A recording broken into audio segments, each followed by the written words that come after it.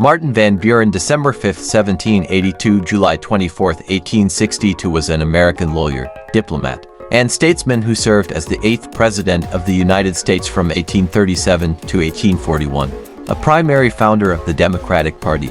He served as New York's Attorney General and U.S. Senator, then briefly as the 9th Governor of New York before joining Andrew Jackson's administration as the 10th United States Secretary of State, Minister to Great Britain, and ultimately the 8th Vice President when named Jackson's running mate for the 1832 election. Van Buren won the presidency in 1836 against divided Whig opponents, the first president of non-Anglo-Saxon heritage, and so far the only speaking English as a second language. Van Buren lost re-election in 1840 and failed to win the Democratic nomination in 1844. Later in his life, Van Buren emerged as an elder statesman and an important anti-slavery leader who led the Free Soil Party ticket in the 1848 presidential election. Van Buren was born in Kinderhook, New York, where most residents were of Dutch descent and spoke Dutch as their primary language. He is the only president to have spoken English as a second language.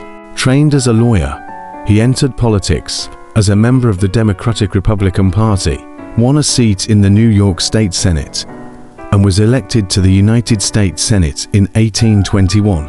As the leader of the Bucktails faction, Van Buren emerged as the most influential politician from New York in the 1820s and established a political machine known as the Albany Regency.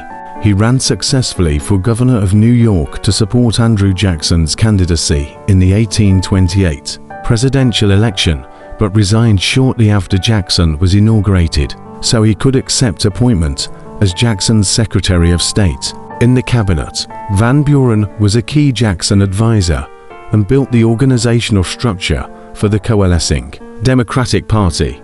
He ultimately resigned to help resolve the Petticoat Affair and briefly served as ambassador to Great Britain. At Jackson's behest, the 1830 Democratic National Convention nominated Van Buren for vice president, and he took office after the Democratic ticket won the 1830 presidential election.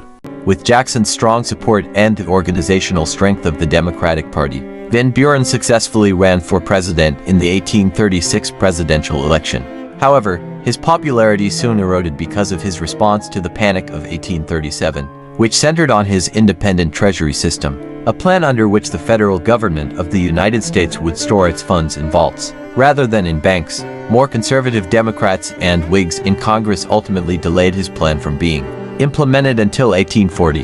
His presidency was further marred by the costly Second Seminole War and his refusal to admit Texas to the Union as a slave state. In 1840, Van Buren lost his re-election bid to William Henry Harrison. While Van Buren is praised for anti-slavery stances in historical rankings, historians and political scientists often rank Van Buren as an average or below-average U.S. president due to his handling of the Panic of 1837. Van Buren was initially the leading candidate for the Democratic Party's nomination again in 1844, but his continued opposition to the annexation of Texas angered Southern Democrats, leading to the nomination of James K. Polk. Growing opposed to slavery, Van Buren was the newly formed Free Soil Party's presidential nominee in 1848, and his candidacy helped Whig nominee Zachary Taylor defeat Democrat Lewis Cass. Worried about sectional tensions, Van Buren returned to the Democratic Party after 1848 but was disappointed with the pro-Southern presidencies of Franklin Pierce and James Buchanan. During the American Civil War,